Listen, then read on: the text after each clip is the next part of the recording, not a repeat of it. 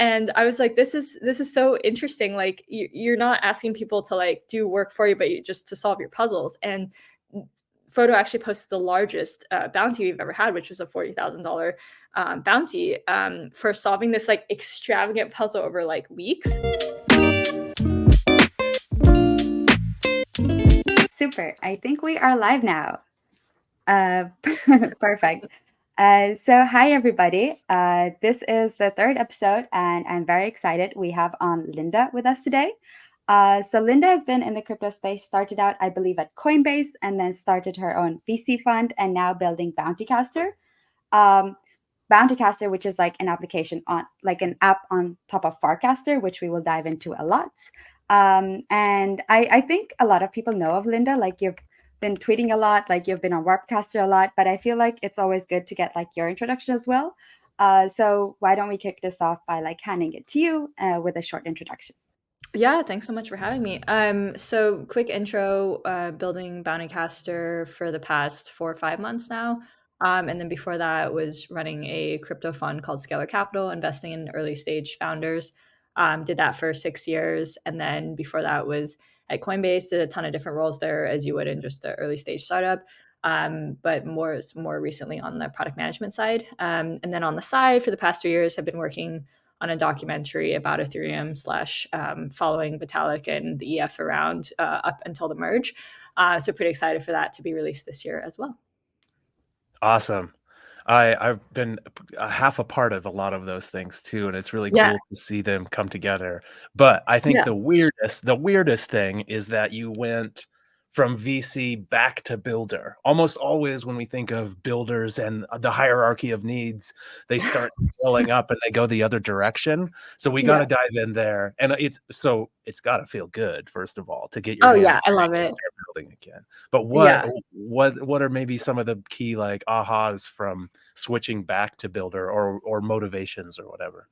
Yeah, I mean, so first of all, like the VC stuff, my favorite part was just getting to work with so many builders and get to like watch them through the years and give where input where I could and help where I could. But like really getting to like watch a bunch of people just build really, really cool products. But like I would always like on the side just be like, oh man, like I really wish I could like be a little bit more hands-on and like kind of like build stuff myself and be a little bit more creative. So I mean, 6 years is a long time to kind of be in that like side role of like watching people. So eventually I was like, I really just want to go back to building and especially with something I'm very passionate about. And so my co-founder, Daniel and I, we were both really excited by helping people build up reputation and get paid out in crypto for doing work. And so like, we just feel excited every day to like get to work on something that we're really passionate about. So happy to get into Bountycaster more, but it feels really good to be back on the builder side. Like I feel like people keep saying like, oh, I can tell that you're really happy and like, so I feel just really energized by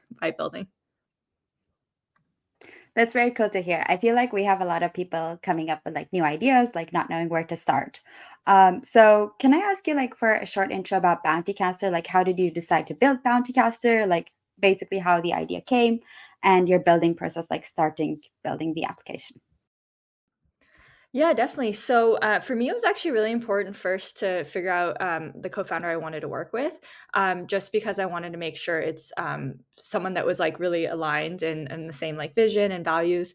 And so I spent a while just like doing like the kind of co-founder dating with my current co-founder Daniel. So we did like a 3-week work trial together where we actually built something for Kartik at ETH Global just as like a little trial.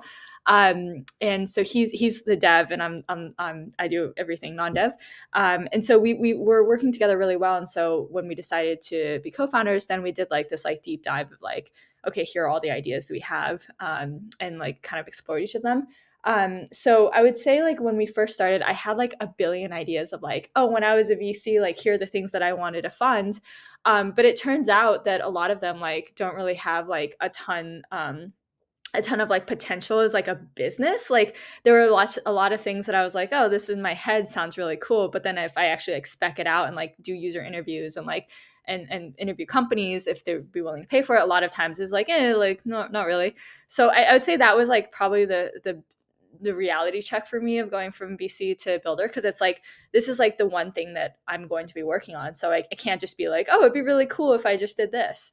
I had to like be really thoughtful about is this like long term sustainable. So we did the idea maze of that, and something that kept coming back that we were excited by were bounties. And this is not a new concept. I mean, there's been Bounties Network, there's Gitcoin Bounties, Earn.com, like a lot of similar attempts that Layer 3 was doing bounties before. And so this was something we were excited by, like, okay, like crypto uniquely enables people to pay each other cross border instantly, quickly.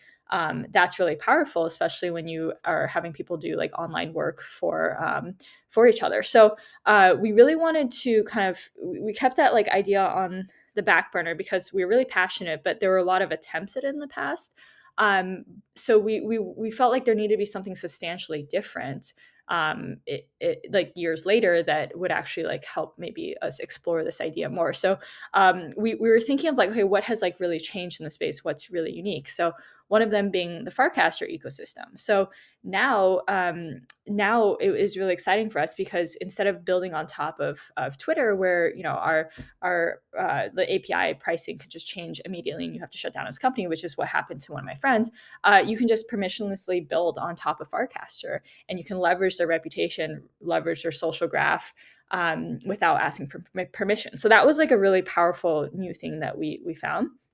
The other one was OpenAI. So like OpenAI is like a huge innovation in across many different industries. So we felt like there's definitely like a lot that can be used and leveraged with AI for bounties to kind of make it a more seamless process for people.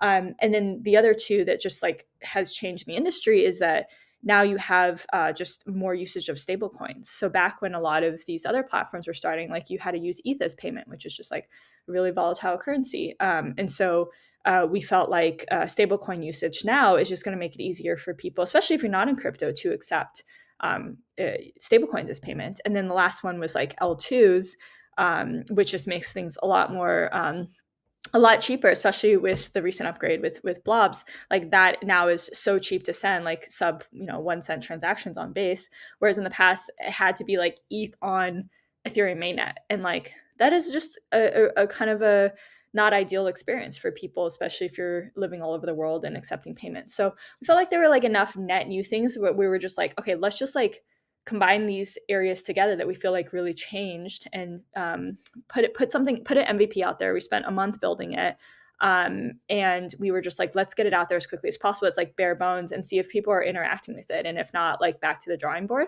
And it very off the bat, like it resonated with people, and so over time we've just been building out more core features. But that's kind of been our process. And Austin was so kind to also, like when we were doing this like idea maze of trying to figure out like what we wanted to build, and giving us a lot of great feedback from like a dev perspective when we were exploring like some dev tooling stuff. So we just did a lot of user interviews and like testing various things out in the space. I think that's very cool. And there's a lot of things I have like want to double click on of what you mentioned over there. But to start off like with the co-founder topic, I believe your co-founder has like more an AI background. I think I heard you mention that, but is that correct? Like, so coming from AI to now building in crypto. He's like really interested in AI, but he actually comes from the crypto space. So he was at Xerox before, and then at Phantom right after that. So he does come from the crypto world, but when he left Phantom, he went on a deep dive for the AI stuff. So he is like he's very good at like prompt engineering stuff, and like just kind of spent several months just like going deep into it. So I feel like I would say like, yeah, he has a good intersection of AI. Awesome. The AI stuff was not something, when I was thinking of bounties on Farcaster, I didn't realize there was an AI component here. But Yeah. when I tag bounty bot with an amount and a date, it just needs to kind of be in that tweet and it figures it out, right? I'm guessing that's probably not the best use of AI that you guys are doing, but that's one use that I can think of right away, is you're probably using GPT to parse out the information of that tweet. Is that Yeah, right? exactly. So it's all using natural language processing. And so like the number of claims, if you're like, oh, like this pays out to 5 people, the deadlines like next week, kind of just like whatever information you want to include. all of that's getting parsed. And you're right, like it's not like the best that we can leverage, but what we feel like it's really valuable for is it reduces the amount of friction to post a bounty. So instead of like going to like Upwork or any of these other platforms, create an account, fill out your profile, like create this structured post of like, okay, now you need to fill in all these fields. You're just like, oh yeah, I'm like sitting at my desk and I've always wanted this done. Like I'm just gonna like cast out some message, and then like the bot is like generating title, parsing all the information, and then like we post that on our website. And with our website, you can like sort by all kinds of different attributes. That lowers the barrier to entry for someone to like want to pay for work getting done. And we've noticed that like really changed behavior, because now people that normally wouldn't have posted with AI, because it's so easy, more and more people are posting. And then vice versa, because the bounty is just in your social feed, where normally I wouldn't create like an Upwork account personally and like start doing work through there. If it's already in my feed, I'm like, why not? Like I'm gonna just earn like $20 to like give feedback on this product. Like sure, why not? So I think like we just really felt like the important part was like lower the barrier to entry, and then leverage Farcaster to have like the social graph and reputation. So that was our approach. Like, so AI is maturing into a usable point. Farcaster versus Twitter. Farcaster is becoming more open. It's creating other things. You can tell, like even like the frames. But as soon as Yeah. frames came out, like they blew up. And L2s are getting way cheaper versus mainnet. There's a lot Yeah. of like these certain conditional things that are all lining up for you guys. Is Yeah. there other things there that are like, I don't know, I guess maybe account abstraction, but it's really not there yet. I mean, the account abstraction is I can YOLO it from a tweet and it gets figured out and I don't have to worry about account abstraction. But account abstraction is a thing that in combination with these other things we're talking about will lead to more mainstream adoption. The Oh, cool for kids, sure.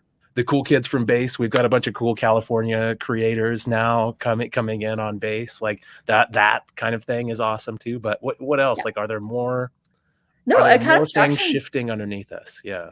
Yeah, I mean, so much is shifting right now, because like I'm very mindful of like timing, because like done a lot of investing for the past 6 years, like you would have like the best founders, the best ideas, but if like the market's just not there, then that's you're just kind of screwed, and it really sucks. So we were trying to, I mean, again, like Bountycaster has like a long way to go, but we felt like there were enough things that are changing that like we wanted to take a shot at it again. But account abstraction is one of them. Like for example, I pay a lot of my bounties out through Dymo, which is just like it's totally like I don't have to have ETH in my wallet, and I don't have to even pay gas. Like I'm able to just like pay people, and it's a Venmo like experience. And so these kind of improvements of just like UX in general in crypto is absolutely massive. Like there's just like a better wallet experience, and we still have like a long way to go, but there's more on off ramps. There's like everything is just like smoother in the space. There's more education. So I think that like now felt like post like NFT craze, like a lot of new people came into the space, and so there was a lot more need to like educate and bring some of these experiences up to par with what you would experience in, like the Web2 space. So all of that combined just like makes it a better experience for us to be building in the space.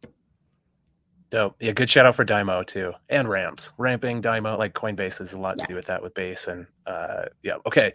So let's say I am someone who definitely YOLOs crypto to people all the time for getting work done. I come Yeah. across Bountycaster and I realize I can just tag BountyBot in a tweet or in a warp in a cast, and Yes. it Yeah. will get parsed with AI, and you'll put it on your website, and you'll figure out the amounts, and then Mhm. what's going to happen next? So I did post one this morning, by the way. I don't Oh, know thank if you saw you. that or not. Yeah, yeah. I didn't So I see put it. up like a $500 bounty for building on Oh my Scaffold ETH, gosh. just to see what would happen. And I sent it and it got parsed, but I don't know what's next. Could you tell us like what's going to happen next, or what are the kind Yeah. of the user flows there?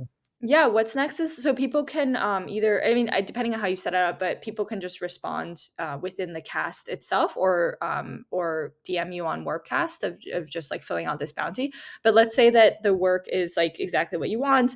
The next flow is to really pay out the user. So through our website, we surface the user's ENS or their Farcaster verified address. So what's really cool is like most accounts on Farcaster, at least the ones that use Bountycaster, have a verified address that they've already linked up. And so instead of going back and forth being like, hey, like what's your payment address? Like, how do I pay you? It's really cool because you can just like go through the website and just be like, all right, like, click, link up my wallet and automatically send the payment. So it kind of reduces the friction to even like coordinate payments. And we're really neutral on like, if you don't want to go through our website, you can pay however you want. So like I even use Dymo a bunch, and we're eventually going to be integrating Dymo. But you can also, there's like a ton of different ways people can like pay each other out. So there's already different like bots within the Farcaster ecosystem that allow you could tag the spot and what user you want to pay and the amount, and you can like pay people out. So that's kind of the payout experience. And then with your actual bounty itself, the bot replies with a frame. So there's like a kind of like a screenshot of what your bounty is, and then there's like buttons below it. So there's like an admin button where you can manage your bounty status. So this is where you can like be like, oh, my bounty's open, closed, in progress. There's other buttons where it's like, so others can pitch in funds. So let's say it's a public good, or something that another person wants to see. They can also be like, yeah, there you go. They can also, they can also like pitch in funds. People can do a counter offer and say like, oh, I would actually do this if the price is a lot higher. So yeah, these are the different buttons. So if you click admin, because this is your personal view, this is where you can see the, you can edit the status, edit amount, edit deadline. So we've actually never had like a sign in on our website. Like it's really cool that like Farcaster Frames enabled us to have the entire bounty management flow just through a social feed, which is like, how could you ever do something like that on a Twitter? They wouldn't even allow us to do something like that. So I think that that's a really powerful part that we've just been really leaning into. Really cool. So I basically tweeted this, your bot parsed it, figured out the amount, put it on your website, but also pasted it here. Yeah. And then you use Farcaster Frames, which came out like weeks ago. And Yeah. now you can like actually maybe I could hit edit status here and kind of work through this. And I never even need to go to your website or do anything. I can just Exactly. So think of it actually, here. like Cool. historically, people just have not been going to our website, and like they've just been within the social feed. And like in a Web2 stance, like people would be like, oh my gosh, like I need to have like metrics on my website and all of these things. But it's like, well, if bounties are getting posted and you complete it entirely through the social feed, that's great for us. Like we're happy to see that. So we've really spent a lot of effort onto Frame. I mean, Daniel is just like when Frames came out, he was like working some crazy hours to just like make sure that like we could get Frames out in that kind of timeline. And so yeah, we're really happy to see like the tools Farcaster has enabled for us. So I actually saw like the sign in. I think the sign is pretty recent, like today or even yesterday. Yeah, that was like yesterday. Yeah. So I posted like a bounty over the weekend for like a design. Like I've been wanting to update my blog banner for quite a while. So I was like, maybe I can post a bounty for that. And I made it 2 weeks, and I think I got like 7 responses already in like 3 days. So that was cool. like pretty overwhelming. So we talked a lot about the bounty side, but there's also like a services side. Can you talk a bit about the services side and how that works as well? Yeah, so basically we saw so much interaction with the bot. Like people like have this like relationship with the bot. It's been fascinating to watch. Like they'll be like, good bot, like if the bot replies, or they'll be like, thank you bot, and they'll like tip the bot, like real like crypto. They'll like send to the bot's address. So it's been a interesting experience. So we're like, well, what other, peer-to-peer marketplaces can we enable? Well, what if we did the flip side of bounties, where now people can just be like, oh, here are like the services I'm offering. And so that's newer, and we're still working on building it out. But people can now be like, oh, like I offer like Spanish lessons, German lessons, Japanese. I'm offering design work, dev work. And so people just tag the bot, same kind of thing. All of it gets parsed. You don't have to worry about any specific structure. And so then we cross post that to our website. And so like I'm my Spanish teacher, like I found through Bountycaster. And so we've been meeting every week for the past couple of months, and I pay out in crypto. And he's in Argentina, and I'm just using Dymo to like send payments to him. And I just think it's like really cool that now you can connect with different types of people. So what's also neat about services that like we've heard from users is it's not just like a purely like transactional relationship that like some of these like sites, freelancing sites can be, where they're like, oh, I just need this work done and like that's it. Like you actually like can meet people through this because it's already within your social feed. So you'd be like, oh, I have like a ton of mutual followers with this person. Like let me, like now I know them and I have like a on, you know, further relationship with them, or I can follow them. And we see people like interact within posts themselves too. So they'll be like, oh, like I've always wanted to learn Spanish too, like, you know, I'm going on this trip to Mexico, and people just like start having conversations in these like threads. So that's just something we want to enable more. It's just like peer-to-peer marketplaces on top of Farcaster, and services it was one we added, and we're going to continue adding more. Just, you know, going to people where they are is just really smart, right? Like having to have someone opt in and have to get a whole new system means so many other people are going to not go through that process. Yeah, exactly. I mean, I just kind of think of my own like user behavior. Like Yep. I'm not Nope. gonna create an account. Yeah. So we're trying to, and I mean, huge props to the Farcaster WordPress team for like getting to this point. We're coming in and be like, oh, we're just gonna bootstrap and, you know, take what you guys have been building for the past 3 years, and many other devs are doing the same thing. So huge kudos to them for like building that community for us. So yeah, leaning into that a little bit more. I think there's something special about your intuition in picking Farcaster. I know that it like checks a lot of boxes, but if I were to go back 9 months or 6 months in my own understanding of things, I could have told you for sure, like, yeah, L2s are going to start popping, like account abstraction is going to be huge. We're going to be start talking about mainstream adoption. There's going to be a lot of boxes that like I would have checked, but the Farcaster box to me was still like, I still don't quite know if like Web3 social is going to get there. Yeah. But over the last 6 months, like it has happened. Like Farcaster is happening, right? And so Yeah. there's got to be something about your intuition about Farcaster that I don't know could be enlightening to other devs. And I don't know if you can dig into maybe early decisions there, or maybe even like you were talking about, like we'll test it and see kind of like maybe what some of those early tests were as a developer to validate. But mainly my main question is just like your intuition about Farcaster was right. How can you share that intuition with other developers that are thinking about where to go with their next project? Yeah, so I will preface that like Farcaster still has a long way to go. Bountycaster has a long way to go, but like yeah, it seems like there's a really early like passionate community. So first team really matters a lot, and so like anything that I want to work with or on. Um and so I actually worked with Dan and Varun at Coinbase, and they're just extremely good builders. They're really laser focused. They don't get caught up in like the kind of like ego around being a founder, like any of that kind of stuff. So that's just something like I've always been really impressed with them on. And then we invested in Farcaster slash Warpcast when I was running the fund. And so I always kind of like kept an eye on it. They onboarded me really early on, like when they were beta testing. And I was like, I always was like, oh, this is cool. They're like going after this because it's such a big, like decentralized social is such a big thing to go after. But like that is a really uphill battle, like to displace something like a Twitter. So I was always just like kind of like, oh yeah, this is like a really similar clone to Twitter, and so I'm not as compelled. But I think, you know, the world of Dan and Vroon. So like let me, you know, follow along. What really changed for me was when they added channels to Farcaster.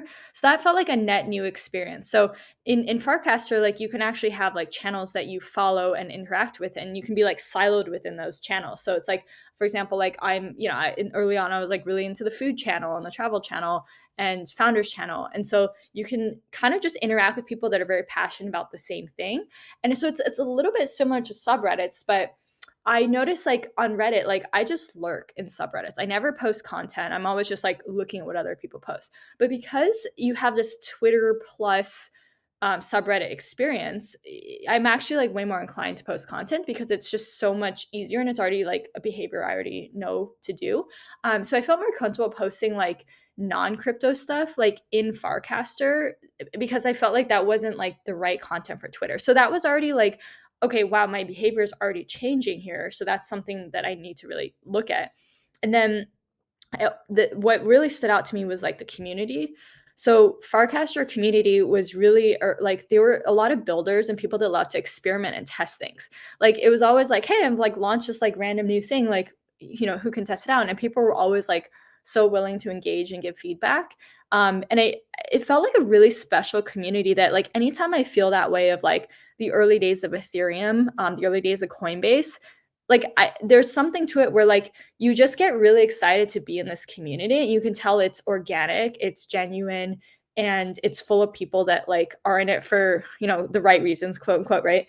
And so I felt like if I saw this again, like I'm always gonna like double down on this. So that was when I was just like spending most of my time in Farcaster. And then what also really changed for me was I was trying to convince my co-founder Daniel like Farcaster is super legit, and he hadn't like really used it. Like I onboarded him a while ago, and he was like, "Yeah, it's like just like a Twitter clone." And I was like, "No, like a lot's changed. Trust me. Like give it another shot. Go back into it." And he's like a very skeptical person. Like he almost like rage quit crypto during the bull market because he was like, "This is just like not what I want the space to look like." And he like was like, "Oh my god, I love Farcaster." Like after he came back, and I was like, "Okay, that's it. If you can convince people like him who are like really skeptical of the space that there's something like really special here, like I think that that's just gonna like keep growing at scale." So we both were agreed just like let's double down on Farcaster and grow with it. So it's just a mix of a lot of different factors, but I would say like if you're just like naturally finding yourself spending time in a specific community and like getting so excited by it, like there's something there. And so if finding a way to like combine your passion and excitement and community into what you're building is like a really good potential opportunity. Um, I definitely agree. Like that's how I see the Ethereum ecosystem and now the Farcaster as well. But I want to talk about the bounties posted because I was pretty surprised when you actually shared this warp about like the bounty distribution. I was just like I always saw like Bountycaster as like Upwork, which you mentioned also, like in Turkey, I know Upwork is used quite a lot, especially like since you could receive like foreign currency. And now with Bountycaster, I was thinking it would be more like dev work. But when I looked at the graph you shared, it's like dev work and then comes recommendations, which are pretty Mhm. close to each other. And then feedback. Like, was this something you were like expecting or like how are like the bounty distributions like looking so far? Is it as well as like the services? Yeah, and what's wild is so this excludes multi-claim bounties since those are kind of those aren't on our Dune dashboard. But what's wild is like feedback bounties are even larger than that if you factor in multi-claim, and there might even be our most popular ones at this point. So no, I was not expecting that at all. When we were first starting, we very much envisioned like, oh, it's just like one for one. Like I need this done, one person handles it, and right off the bat, people were like posting bounties with multi-claims. They're like, oh, like 20 people get this bounty if you just give me like product feedback, or 20 people get this bounty if there's like good ideas on like what tooling I should look into. And so like this happened immediately, and we didn't even have parsing for like multi-claims. So that was something very quickly after we saw user behavior that we started enabling. So now if you go to our site, it'll be like, oh, there's like 100 claims, and you can sort by number of claims. And I think those are really accessible because it's like, oh, you don't have to compete. You don't have to worry about somebody else taking it. There's just like many different claims that are possible for this bounty. So they became more and more popular, and people really love those ones. And within the social feed, like it's just very easy to interact with these kind of. So I would say those have just like really grown a lot. We did not expect it, but that's what's like what I love about the Farcaster community is they're like always like doing stuff we never expect, and we just iterate like very closely based off like the user behavior that we see. How does the okay, so I definitely with my own bounty, let me go to it real quick. With my own bounty, I definitely could see paying out multiple people, like creating it so it sends to you were saying multi. I think it means that like if I wanted to do oh no, come on Oh, WordPress. WordPress. Yeah, WordPress is probably I've been having issues today. I couldn't Oh log in no. today. Oh It's the no. volume. They've been going through their Yeah. growth pains. Good and bad problem. Yeah. There you go. So thinking about how I would pay this out to multiple people, or if I had like a first place, second place, third place, how should I have crafted this to enable that feature or Oh something? yeah, so I mean, what you did here is really common for dev bounties, but yeah, you could have a first, second, third place, um, so that we can put on our website, like if you want different places. But the bot will naturally parse if you're like, oh, like Okay. 500 USDC for two people, the I the could have bot will just just said pick it. that up. You Awesome. literally Okay. just say like Yep. that's the thing. There's zero structure. You can say whatever you Right. want, and the bot just like picks it up. I was wondering, like, do I need to put amount here and have that? But knowing that it's GPT catching this and finding and reading, then that changes everything. And then I can do all sorts of like little, yeah, yeah. That's That's really neat. exactly it, like, that so people just, like, kinda just, like, say, like, "Oh, what's top of mind? I've always wanted this done. I'm just gonna, like, shoot that out into the wild, and it'll hopefully get done." So, okay, so new features that you guys have brought in through feedback. One of them was this multi payout thing. Have you Yeah. had any other things that you kind of didn't even really like? Maybe there's like roadmap stuff that's obvious that people are going to ask for, and we're going to hit them with that. But anything else that like really wasn't even on the roadmap, but someone started requesting, and all of a sudden there was like this emergent thing that came out of like an Oh, for emergent need of sure. something you would build. For sure. I mean, it was really frames. So, like, Frames, our yeah, for standard sure. when we first started, frames didn't exist. So, it was always Yeah. like, "Alright, build the bot and then build out your website." That's kind of just like natural progression of like, really leaning to your website.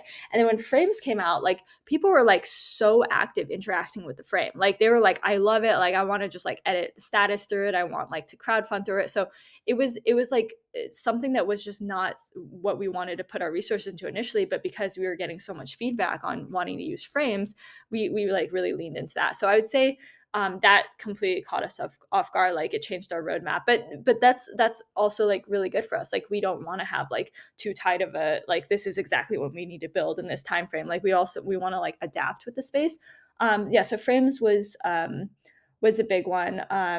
I'd say the first, second, third place prizes was another one. Like we didn't really anticipate it, but people were using this for like hackathon prizes really commonly. So there were a lot of like virtual frames hackathons going on, and everyone was like putting first, second, third, and it was like, oh wow, that wasn't something we even thought people were going to do. Because I don't know if on Upwork there's like the concept of first, second, third. Maybe there is, but this isn't like your standard like freelancing work. So there's just a lot of behavior. And then I literally added the puzzle category like a couple weeks ago because like some of them are so there's one account named Frodo. I now know who Frodo is, like the docs Frodo docs themselves to me personally, but posts just like puzzles like constantly.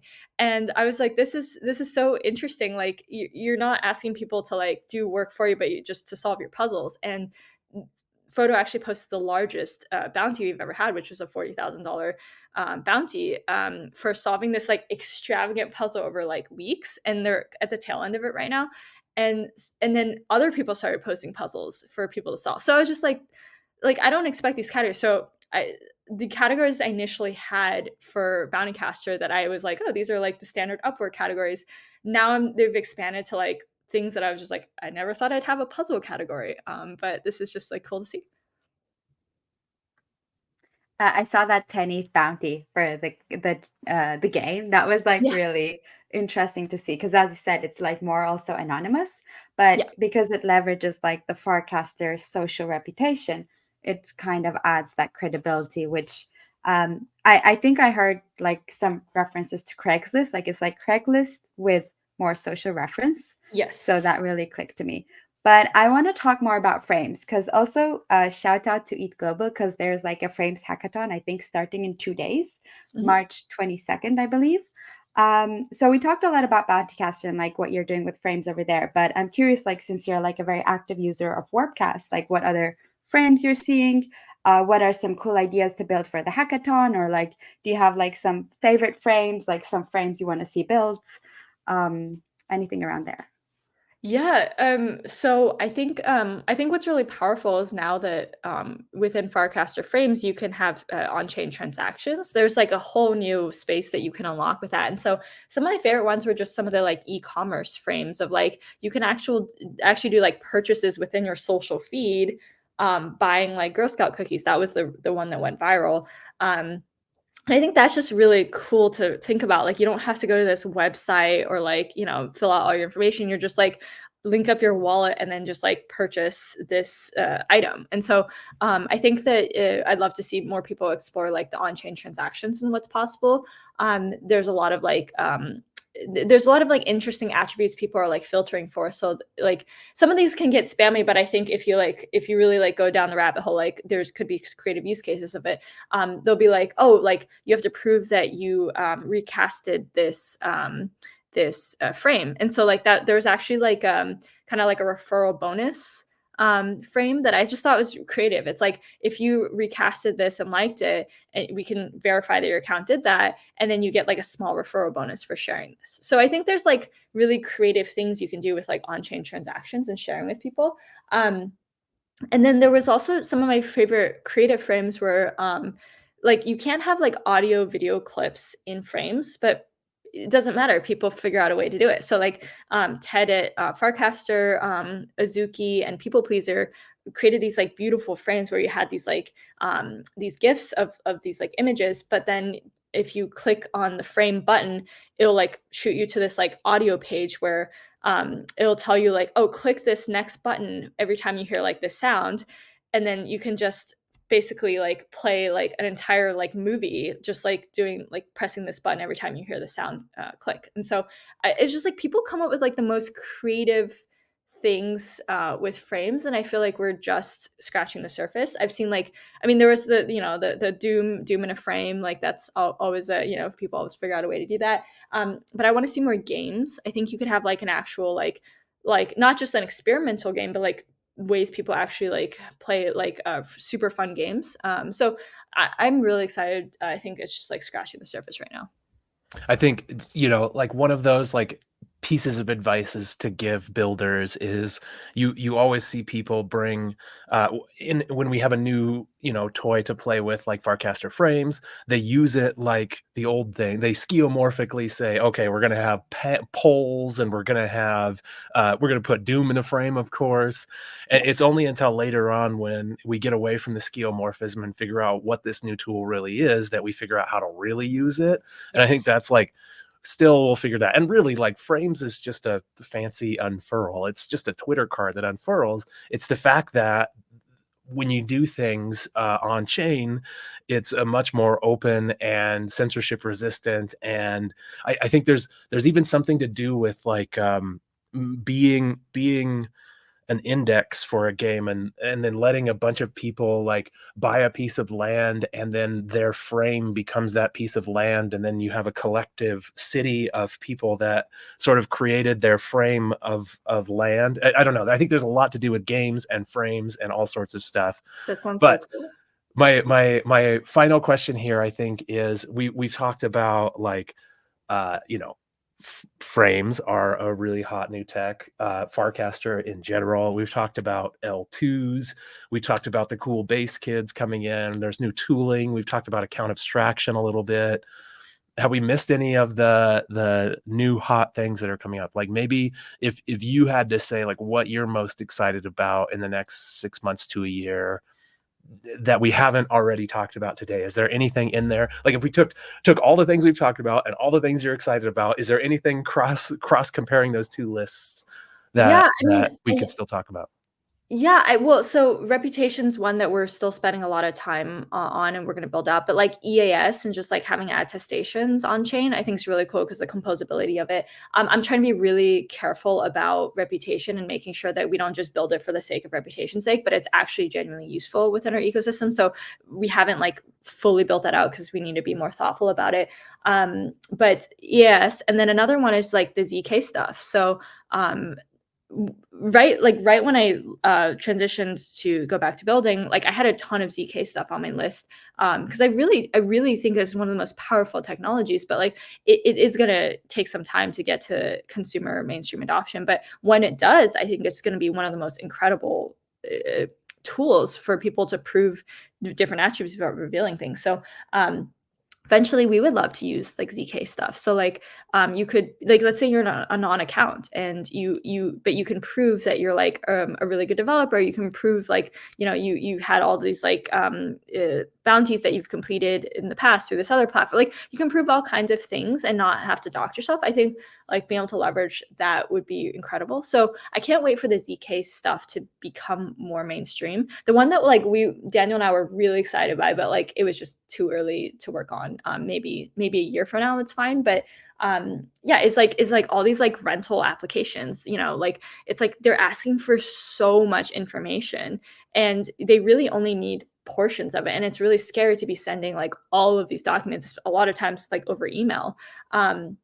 And so like how can you selectively disclose relevant information and just make sure that you're not revealing everything else? So we actually played around with this concept for a while, but ultimately like it is a little bit too early on the consumer adoption ZK stuff, but maybe a year from now it could be. So I would love to see more like resources spent on like the creative stuff that can be possible there.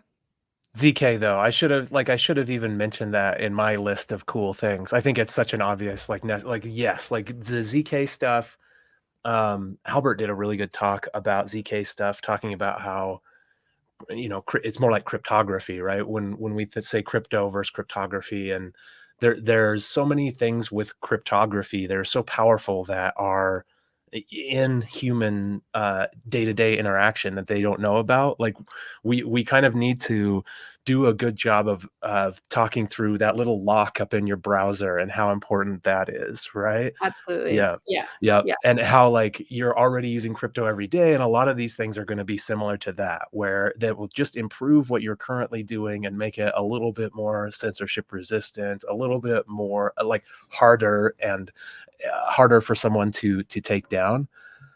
It's definitely ZK. I should have just said. I can't believe I didn't even have that. Like that, the L2s getting cheaper, account abstraction making it easier for people to use it, and then ZK bringing in a layer of privacy for a lot of things that we're going to need, and also compression, and that kind of leads to the other L2. But the privacy, I think, is that key piece where you can prove something without revealing everything. Yeah, for sure. And then I'd say the last one, and we talked about it in the beginning, is just like exploring OpenAI more. Like I know it can kind of be this like cringe, like, oh, crypto / AI intersection, but it's like genuinely so valuable, like what you can leverage, especially Daniel and I, we're a 2-person team. He's the solo dev on it. Like I can only help with like very minor things. And so like he's able to basically act as like 2 to 3 engineers right now using AI to build things and help us. So I think that's like just a very understated thing of now you don't have to like hire a huge team to like really put something out there and test it.